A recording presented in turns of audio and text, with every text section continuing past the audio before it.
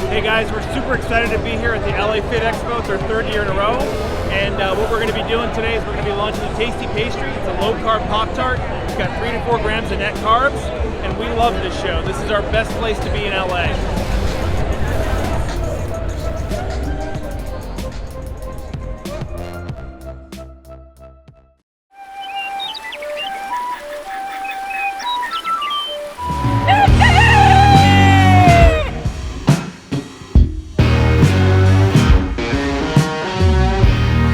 Welcome back to Legendary Foods Muscle in the Morning. I'm Dave Palumbo, and today is Wednesday, January 6th, 2021. And let's find out what's going on in the world of bodybuilding and fitness.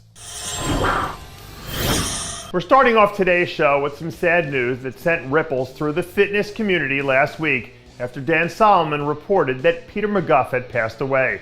For those of you who don't know, Peter was an iconic writer and contributor to the culture of bodybuilding whose words left indelible imprints on our world for the better part of 4 decades.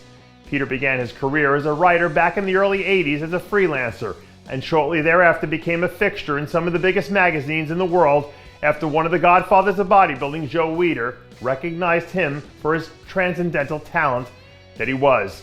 I think Dan Solomon said it best: Peter was an artist, and his words and his legacy will live on forever. So I wanted to take a moment to send my thoughts and prayers to his family and friends while they celebrate his life and mourning his passing. God bless. The other big story headlining the show today comes from the world of women's physique after former 2-time Olympia champ Shanique Grant unexpectedly announced her retirement last week on her YouTube channel.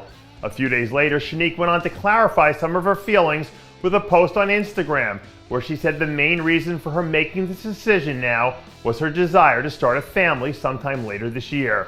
I know the announcement caught a lot of people off guard because it caught me off guard too, but I wanted to state publicly that I applaud her decision. Even if she never competes again, she'll be remembered as a champion and an icon, and probably as the most talented athlete of her generation. She single-handedly raised the bar in women's physique to what it is today. And I'm sure there are literally thousands of athletes all over the world who are inspired by what she's done. So Shanique, all I can say is thanks for the memories. The ride was fun while it lasted, and I hope your next chapter is as meaningful and as fulfilling as your last one. Normally this time of year we'd be talking about who's doing what to get ready for the start of the season, but we're still living in a world of COVID. And the Arnold was postponed, which throws everything off a little. So instead, I wanted to give you guys a few dates to mark down on your calendars so you have an idea of what the 2021 season looks like right now.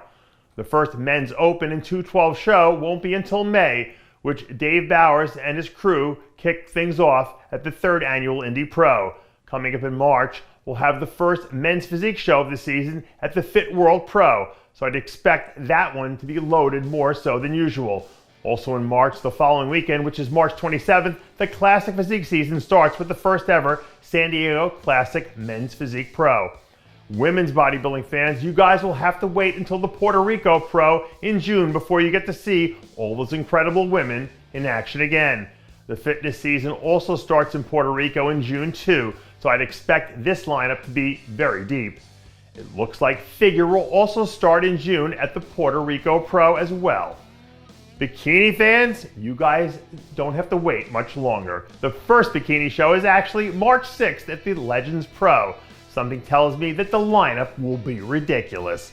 For women's physique, my old buddy Jack Titoni is kicking things off in his backyard in early May at the St. Louis Pro. And last up in our preseason schedule preview is wellness, which looks like it's getting started at the end of May in the Midwest at the first ever Milwaukee Pro Wellness. And finally, we're closing out today's show with a potential look ahead at the 2021 season, courtesy of 4-time men's physique Olympia champ Jeremy Buendia. Jeremy's been pretty active on his social media lately, posting a lot of clips of himself in the gym, which makes it seem like he's starting to get back into the flow again. I know at one point last season, Jeremy was giving serious consideration to a comeback, and he even announced that he was going to compete at the Olympia. But then somewhere along the lines, things ended up getting derailed because of the shutdown and gym closures. So he ended up pulling out pretty early on.